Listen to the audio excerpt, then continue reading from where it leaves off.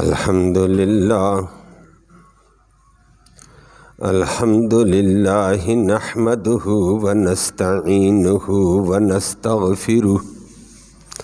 ونستغفره ونؤمن به ونتوکل علیہ ونعوذ باللہ من شرور انفسنا ومن سیئات اعمالنا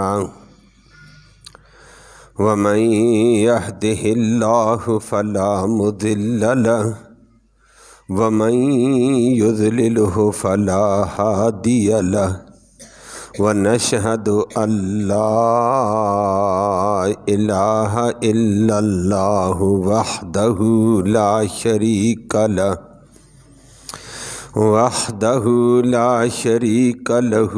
لا مثل له ولا مثال له ولا مثيل له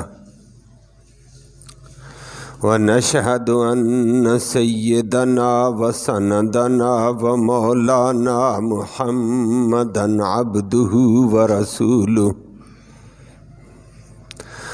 المبعوث إلى الأسود والأحمر المنحوت بشرح الصدر ورفع الذکر صلی اللہ تعالی علی خیر خلقہ محمد وآلہ وصحبہ الذین هم خلاصۃ العرب العرباء وخیر الخلائق بعد الانبیاء اما بعد فاعوذ باللہ من الشیطان الرجیم بسم اللہ الرحمن الرحیم سیجنبها الاتقی الذی یؤتی مالہ یتزکی وما لأحد عنده من نعمة تجزى إلا ابتغاء وجه ربه الأعلى ولسوف يرضى صدق الله العلي العظيم وبلغنا رسوله النبي الأمي الكريم ونحن على ذلك لمن الشاهدين والشاكرين والحمد لله رب العالمين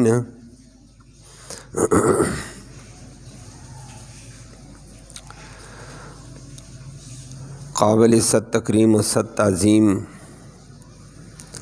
معزز سامعین کرام،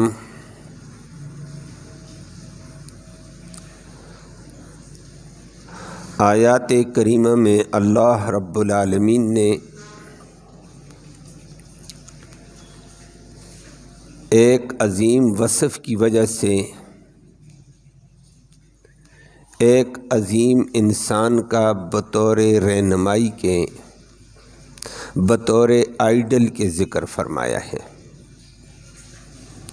کہ تم بھی اپنے اندر یہ اوصاف پیدا کرو، تم بھی بلندی پہ، عظمتوں پہ، رفعتوں پہ فائز رہو گے۔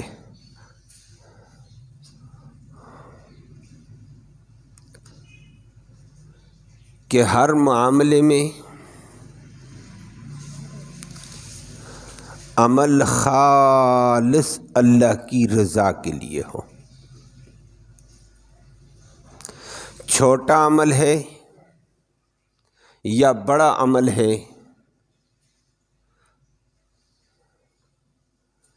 جسم کے اعتبار سے عمل ہے یا مال کے اعتبار سے ہے، عبادت میں، ریاضت میں ہے یا کسی اعتبار سے فرمایا خالص اللہ کی رضا کے لیے ہو۔ اللہ ہم سب کو اپنی رضا نصیب فرمائے۔ فرمایا خالص اللہ کی رضا کے لیے عمل ہوگا، اللہ کے ہاں اس کی قبولیت بھی ہے، دنیا میں بھی عزت ہے، آخرت میں بھی اعلیٰ ترین قسم کا شرف، مقام، رتبہ ہے۔ بطور نمونے کے اللہ رب العالمین نے کائنات کے عظیم انسان، کائنات کے عظیم محسن، امت کے ایک عظیم انسان کا تذکرہ کیا ہے۔ وہ ہے سسر رسول، نبی کریم صلی اللہ علیہ وسلم کے سسر، خلیفہ بلا فصل، خلیفہ اول، سید البشر، افضل البشر بعد الانبیاء، حضرت ابو بکر صدیق کو نمونے میں پیش کیا اللہ نے۔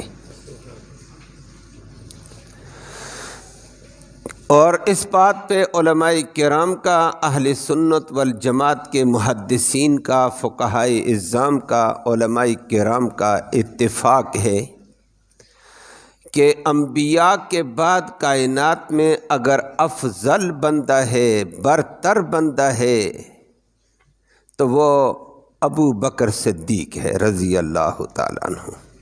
افضل البشر بعد الانبیاء، ابو بکر صدیق رضی اللہ تعالیٰ عنہ۔ ابو بکر کو یہ منصب اور مقام کیوں ملا؟ قرآن نے اس کا ذکر کیا ہے کہ اس کے ہر عمل میں اخلاص للہیت تھی۔ اپنے چاہت پر اس نے کوئی کام نہیں کیا، اپنے نفس کے تابع اس نے کوئی کام نہیں کیا، عوام کی چاہت اور مرضی کے تابع نہیں، رحمان کی مرضی اور چاہت کے تابع ہر عمل کرتا گیا ہے۔ جب رحمان کی مرضی کے مطابق، چاہت کے مطابق، اللہ کی رضا کے لیے، خالص صرف اللہ کی رضا مقصود ہے، عمل کرتا چلا گیا، اللہ نے اس کو اتنی بلندی بھی دی، دنیا کے لیے آئیڈل اور نمونے کے طور پر پیش کر دیا کہ دنیا والوں اگر بلندی چاہتے ہیں تو تمہارے سامنے ایک آئیڈل، ایک نمونہ رکھتے ہیں۔ علماء کے لیے بھی نمونہ، صلحاء کے لیے بھی نمونہ، اور ایسی عظیم شخصیت فقہاء کے لیے بھی نمونہ، محدثین کے لیے بھی نمونہ، عوام کے لیے بھی، خواص کے لیے بھی، ہر طبقے کے لیے اللہ نے ایک عجیب نمونہ افضل البشر بعد الانبیاء ابو بکر صدیق کو پیش کیا ہے کہ ایسا اخلاص کر کے آ جاؤ، تمہیں بلندی مل جائے گی۔ کہ تمہارے سامنے نمونہ ہے ابو بکر صدیق۔ گزشتہ جمعے میں بھی بات کی تھی، ابو بکر صدیق رضی اللہ تعالیٰ عنہ اللہ کی رضا کے لیے چلنے والے عظیم انسان تھے، جس نے سب سے پہلے محمد کریم صلی اللہ علیہ وسلم کی نبوت کی، رسالت کی تصدیق کر کے ایمان لایا تھا، امت کا پہلا مسلمان ہے۔ تو اسلام لانے میں بھی پہلے نمبر پر ابو بکر تھا، یہ اللہ نے اس کو سعادت دی تھی۔ اخلاص للہیت میں بھی پہلے درجے کا انسان ہے، خالص اللہ کی رضا کے لیے۔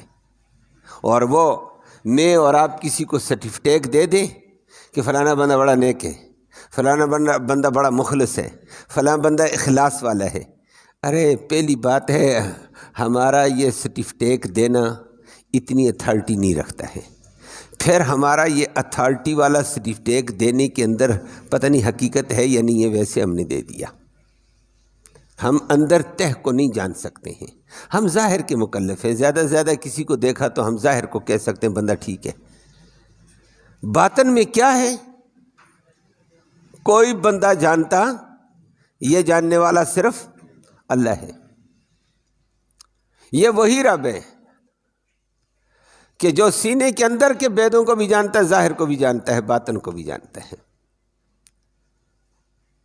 تو جو رب گارنٹی دے دے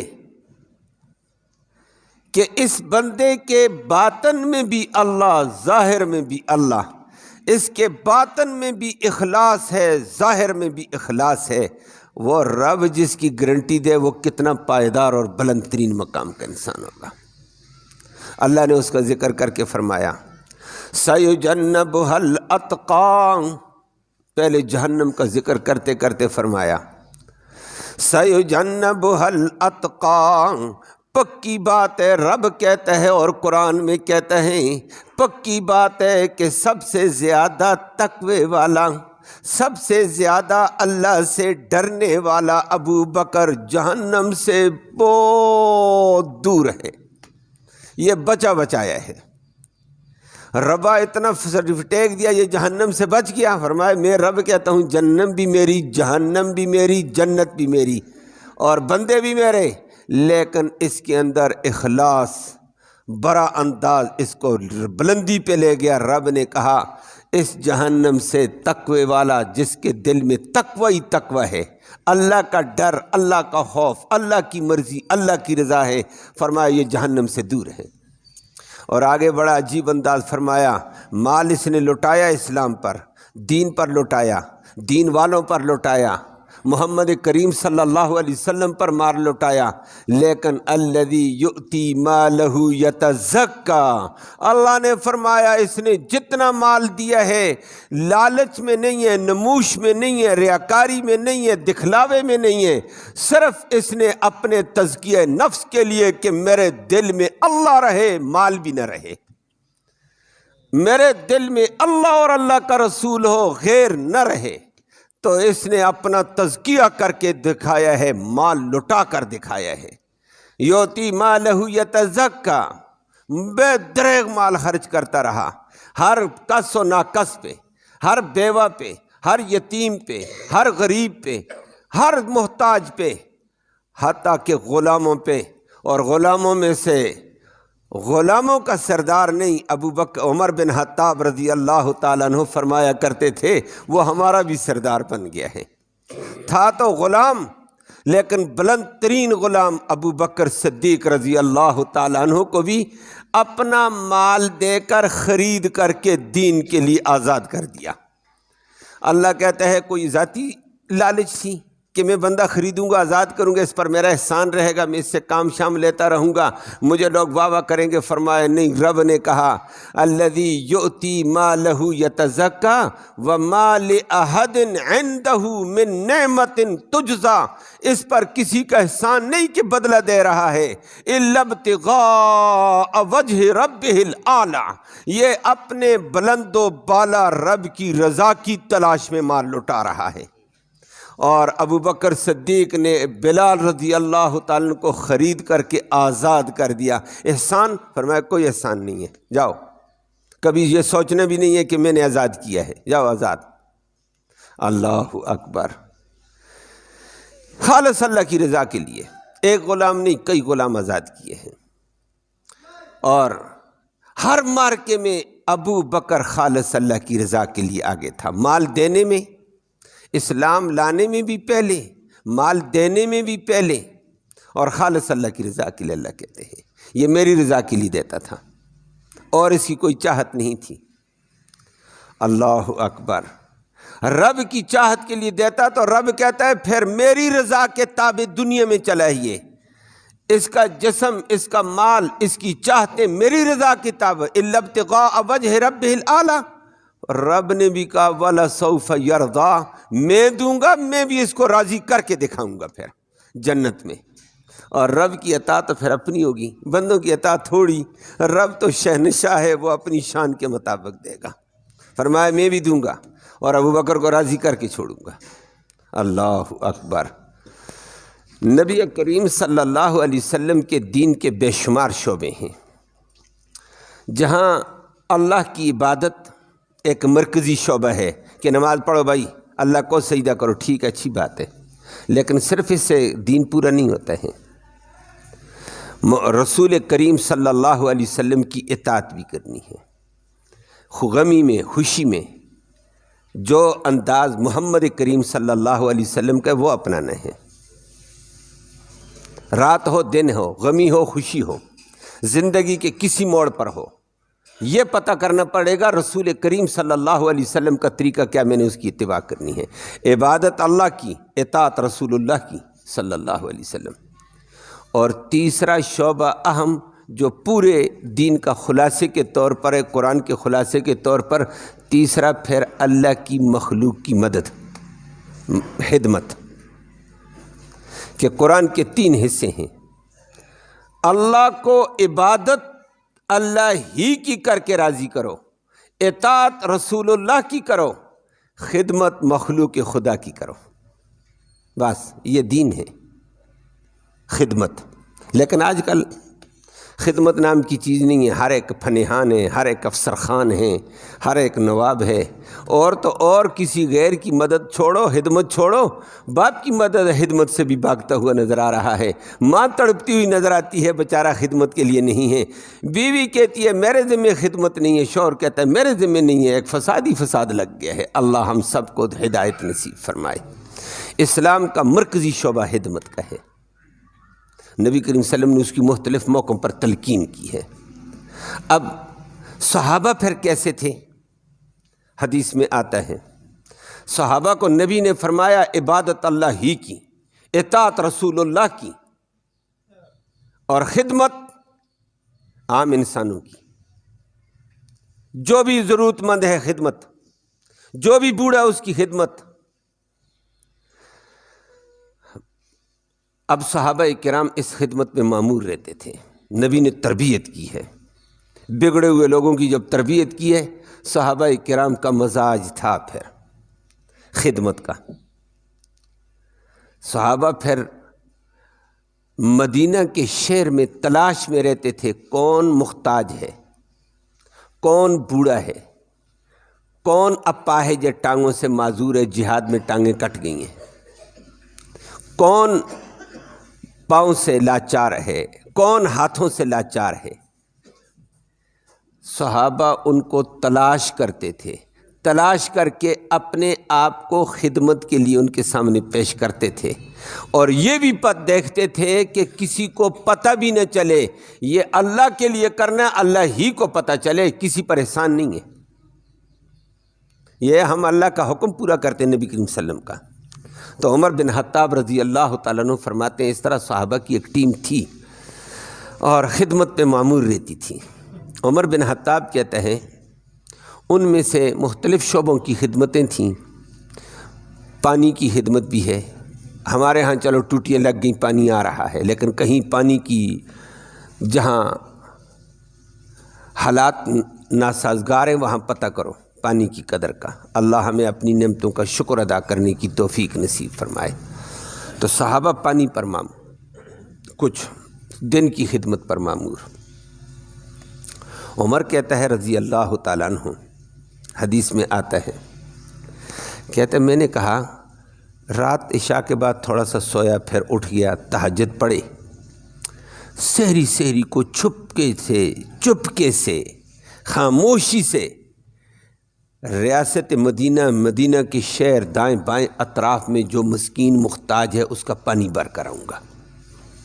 عمر کہتا ہے میں نے لسٹ بنائی اپنی، اس لسٹ کے مطابق پانی میں بھرتا رہتا تھا۔ چند گھر ایسے تھے میں آگے جاتا ہوں تو پانی بھرا ہوا ہوتا تھا، مٹکے شٹکے ان کے گھروں کے بھرے ہوئے ہیں، افراد اندر ہیں، چند بوڑھیاں ہیں، چند بوڑھے ہیں، پانی ان کا بھرا ہوا ہے۔ عمر کہتا ہے میں نے خدمت تو خفیہ طریقے سے اپنی کر کے آ جاتا تھا، سحری کو واپس آ جاتا، لوگ اٹھیں گے ادھر ادھر چلیں گے، میں واپس آ جاتا تھا خدمت کر کے۔ لیکن اس موقع پر میں چند لوگوں کے برتن بھرے ہوئے، مٹکے بھرے ہوئے دیکھے، مجھے یہ جستجو ہوئی ہے خدمت اپنی جگہ، یہ پتہ کرنا ہے یہ کون اللہ کا بندہ، اللہ کا ولی ہے جو عمر سے سبقت لے لیتا ہے، آگے نکل جاتا ہے۔ عمر کہتا ہے پہلے میں جا کر خدمت کروں گا، یہ سعادت میں حاصل کروں گا۔ لیکن عمر جب جلدی جی گیا تو آگے مٹکے بھرے ہوئے، جب گیا آگے مٹکے بھرے ہوئے، کہتا آج آگے جاؤں گا، لیکن آگے مٹکے بھرے ملتے۔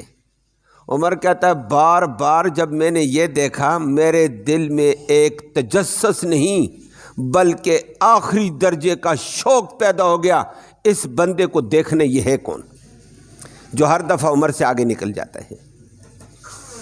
میں جستجو میں لگا، دوسرے دن میں نے تہجد بھی چھوڑی، آدھی رات کو میں اٹھا، میں چلا گیا کہ اس بندے کو دیکھنے۔ پانی بھرنا اپنی جگہ ہے، خدمت اپنی جگہ، میں نے بندہ دیکھنے جو عمر سے سبقت کرتا رہتا ہے، عمر سے آگے نکل جاتا ہے۔ تو کہتے ہیں میں نے ایک بوڑھیا کے گھر کی طرف جب گیا پانی لے کر، مشکیزہ میرے اوپر بھی لادا ہوا ہے، میں جب گیا بوڑھیا کے گھر سے ایک بندہ نکل رہا تھا اور اس نے اپنے سر کے اوپر چادر ڈالی ہوئی ہے، منہ لپیٹا ہوا ہے، اور اس نے مجھے دیکھ لیا کہ کوئی بندہ سامنے سے آ رہا ہے۔ مجھے دیکھ کر وہ کبڑا ہو گیا، اپنے آپ کو چھپانے کی خاطر کبڑا ہو کر چل رہا ہے کہ یہ کوئی بڈھا بابا جا رہا ہے۔ لیکن میں نے بندے کے چلنے کا انداز دیکھا تو بندوں کا آدمی اندر رہتے ہوئے پہچانتا ہے کہ یہ انداز کس کا ہے، یہ ہیئت کیا ہے، یہ ٹور کس کی ہے۔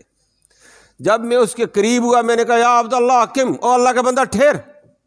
جب میں نے ٹھہرنے کا کہا وہ اور تیز قدموں سے نکلنے لگا، میں تیز قدموں سے اس کے آگے جانے لگا کہ میں اس بندے کا چہرہ دیکھ لوں، ہے کون جو عمر سے سبقت کرتا ہے۔ تو جس وقت میں نے آگے بڑھ کر دیکھا تو میں نے بندہ تیز ہونے لگا، اور تیز گیا، اور تیز میں گیا، میں نے بندے کو گرفت کیا۔ تو اس وقت میں نے کہا چہرہ، کہتا میرے دماغ میں بات آ گئی، دل میں آ گئی تھی، میں سمجھ چکا کون ہے، میں ٹور سے سمجھ چکا، لیکن بندے کا چہرہ دیکھنا چاہتا تھا اپنی تسلی کے لیے۔ آگے بڑھا، کبڑا ہو کر، منہ چھپا کر، بوڑھی اماں کا پانی بھر کر نکلنے والا ابو بکر صدیق تھا۔ اور میں نے کہا، میرے آنسو نکلے۔ میں نے کہا مجھ سے روزانہ سبقت کرتا تھا کوئی اس پانی کے بھرنے میں، بوڑھی اماں کی خدمت میں۔ میں کئی دنوں سے اس طاق میں تھا کہ میں اس بندے سے آگے بڑھوں، میں نہیں بڑھ سکا تھا۔ میں فوراً میرے دل میں آ گیا یہ ابو بکر سے آگے نکلنے والا، عمر سے آگے نکلنے والا ابو بکر ہی ہو سکتا ہے اور کوئی نہیں۔ لیکن پھر بھی اللہ کے بندے بہت تھے، میں جستجو میں رہ گیا، میں دیکھوں گا۔ آج میں نے دیکھ لیا، انت سیدنا ابو بکر، تو ہمارا سردار ابو بکر ہے۔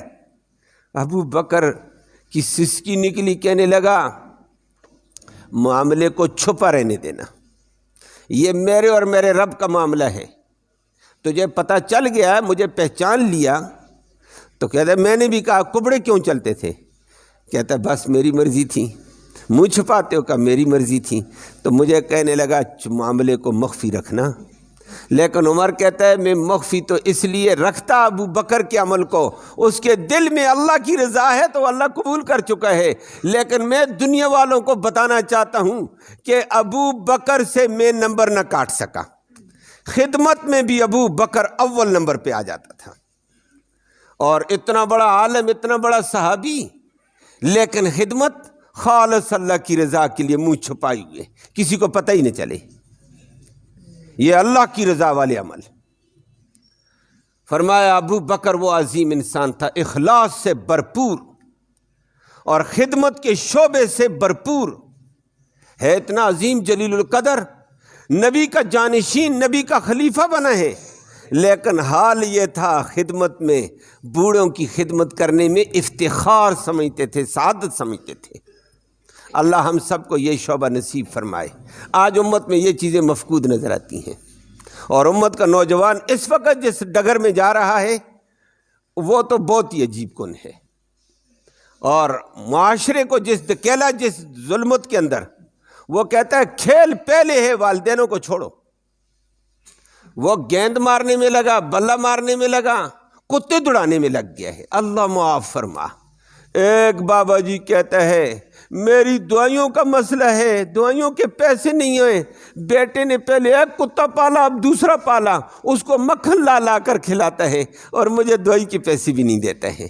اور میرا آج 3 مہینے ہو گئے ہیں، بابا جی کہنے لگا 3 مہینے ہو گئے ہیں کہ بیٹا جب وہ گھوم کر آتا میں کہتا ہوں کاش میرے سامنے آ جائے، بیٹا ہے چہرہ دیکھ لوں، لیکن میرے سامنے آ کر میرا حال بھی نہیں پوچھتا، تیرا حال کیا ہے، بیمار ہے، کس طرح ہے، دوائی دینے کی دور کی بات ہے۔ کتے پالو، والدینوں کی خدمت، اسلام تو خدمت کا درس دیتا تھا۔ اور یہ صرف ابو بکر کی بات نہیں، سارے صحابہ خدمت میں پہلے، اور فرمایا دین کا اہم شعبہ تو یہ ہے کہ عبادت اللہ کی، اطاعت رسول اللہ کی، خدمت انسانیت کی ہے، اور وہ بھی خدمت اسلام کہتا ہے صرف انسانیت کی خدمت، مسلمان کی نہیں، کافر بھی آئے گا خدمت کریں گے۔ اسلام کہتا ہے کافر کی بھی محتاج ہے، ضرورت مند ہے، خدمت انسان ہے، ہم نے بلا امتیاز اسلام کہتا ہے خدمت کے آگے اندر بڑھنا ہے، اور صحابہ کرام نے اس انداز سے کام کیے ہیں جس کی وجہ سے اسلام پھیلا۔ آج ہمارے کرتوتوں کو دیکھ کر لوگ کہتے ہیں توبہ مسلمانوں سے، ہم نے اسلام کو چھوڑا، مغرب کے پیچھے، شیطان کے پیچھے دوڑے، لوگ اسلام سے بیزار ہو رہے ہیں ہمارے کردار کی وجہ سے، ہمارے طریقہ کار کی وجہ سے۔ اللہ ہم سب کو ہدایت نصیب فرمائے۔ یہ حضرات صحابہ کرام کی ترتیب تھی، خدمت کا شعبہ۔ اللہ اکبر، بات لمبی ہو جائے گی۔ ہمارے بزرگ گزرے ہیں، آپ جانتے ہیں، علماء دیوبند، ایک دیوبند بستی تھی، وہاں انگریز نے جب دین مٹانے کی سر توڑ کوشش کی تھی، اور سن 1857 کی جنگ آزادی کے بعد انگریز نے علماء کو سر عام پھانسی دینا، سمندروں میں پھینک دینا اور درختوں پہ لٹکا دینا ایک عام شیوا بنا دیا تھا، جس کی تاریخ پڑھو گے پتہ چلے گا انگریز نے علماء ہی کو اسلام کی ساز سمجھا کہ ان کو مٹاؤ، اسلام مٹ جائے گا۔